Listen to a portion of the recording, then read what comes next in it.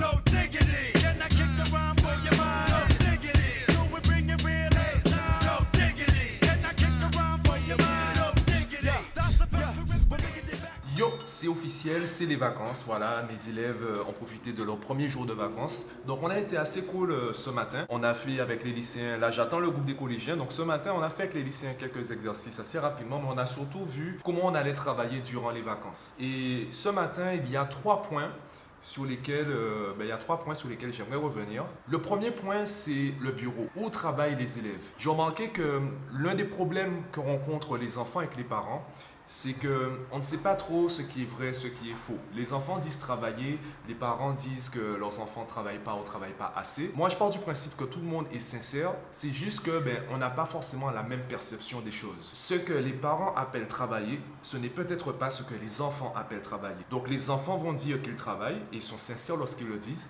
Les parents disent que leur enfant ne travaille pas, ils sont sincères quand ils le disent. Personne n'a tort en fait, tout le monde a raison, c'est juste qu'on ne parle pas exactement de la même chose. Et concernant ce point, l'astuce que j'ai donnée à mes élèves, c'est de travailler dans le salon.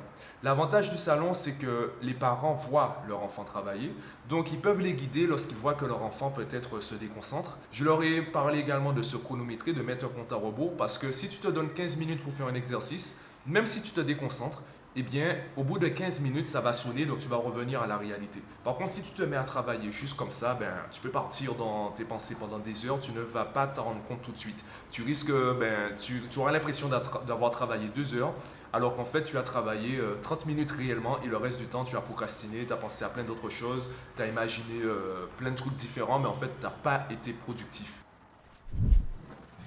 Le deuxième point, c'est un élève qui a pris du retard par rapport aux autres. J'ai discuté rapidement avec ses parents qui m'ont expliqué qu'ils ont eu une discussion assez sérieuse avec lui et il semble être dans le déni. Il ne se rend pas compte de la difficulté qu'il aura demain s'il ne produit pas les efforts nécessaires aujourd'hui. Et justement, son problème, c'est qu'il n'a pas d'objectif. Lorsque je lui parle, il comprend. D'ailleurs, il a commencé à changer. C'est celui qui a pris le plus de temps pour se mettre à faire les 2 exercices tous les jours.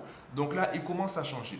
Il comprend l'intérêt de faire ci ou de faire ça, sauf que comme il n'a pas d'objectif personnel, ça sonne creux. L'exemple, la métaphore que j'ai prise avec lui et avec son groupe, puisque forcément tout le monde en a profité, quand tu marches avec une destination, tu peux évaluer la qualité de tes efforts par rapport, en fonction de ta distance par rapport à la destination. Si tu te rapproches de la destination, ça va. Si tu t'éloignes, ça va moins bien, pour ne pas dire que ça ne va pas. Donc tu as cette base qui te permet de comparer. Son problème, c'est que lui, il n'a pas cette base. Puisqu'il n'a pas d'objectif, il n'a pas de destination. Peu importe vers quoi il se tourne, peu importe où il va, vu qu'il n'a pas de quoi comparer, pour lui, ça va. Pour ses parents, c'est le contraire, puisque ses parents connaissent la situation actuelle. Ils savent qu'est-ce que leur enfant pourrait rencontrer demain comme difficulté. Donc, à chaque fois que leur enfant dit ça va, eux, ce qu'ils entendent, en fait, c'est ça va pas. Puisque l'enfant n'a pas d'objectif, il ne fournit pas les efforts. Et c'est ce que j'expliquais aux parents, c'est que la première chose à travailler avec lui, ce sont les objectifs. C'est la motivation. Puisque sans cela, en fait, tout le reste, c'est un coup d'épée dans l'eau. On aura beau lui répéter les choses, il va les comprendre, mais il ne va pas les appliquer parce que ça ne lui parle pas. Et le troisième point, c'est la manière dont ils traitent les évaluations qui sont déjà passées. Une fois qu'ils ont à nouveau la copie, donc la note, et également la correction, comment ils traitent cela? Comment ils traitent finalement ce résultat passé? J'ai une élève qui m'a ramené une évaluation avec le corrigé. Donc on a refait l'évaluation ensemble. Je lui ai donné une vingtaine de minutes pour faire un exercice. Elle s'est rendue compte que malgré le fait qu'elle m'a dit qu'elle avait compris, elle s'est rendue compte qu'elle n'arrivait pas à refaire l'exercice.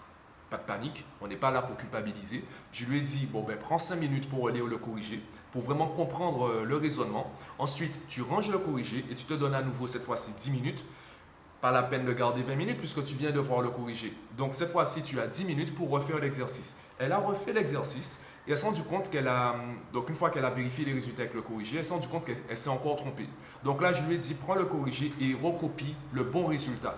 Pour être sûr, en fait, pour que tu imprimes beaucoup plus facilement et de manière beaucoup plus durable le bon résultat et le bon raisonnement. Donc, répétez cela. Refaire les évaluations permet également de dépasser le traumatisme de la mauvaise note parce que cette fois-ci, j'ai vraiment compris pourquoi j'ai eu cette note et qu'est-ce que j'aurais dû faire pour avoir 20. Ça permet également de travailler le temps. Donc, un peu comme pour le bureau, le fait de travailler le temps, ça permet également de se préparer pour les évaluations. Parce qu'en évaluation, il ne s'agit pas simplement de faire, il faut savoir faire dans le temps qu'on nous donne pour l'évaluation. Forget these facts, so nigga check the rap. Niggas be acting shady.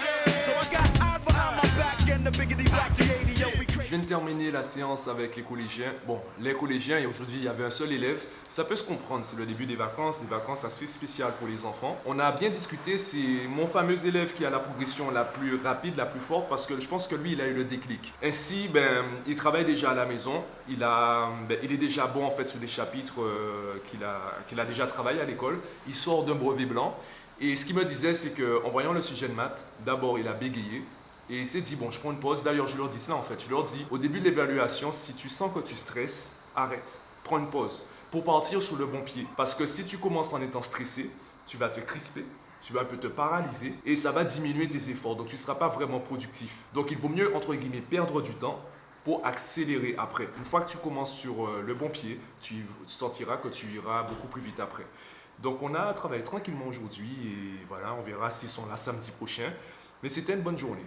Ouais, c'est une bonne journée.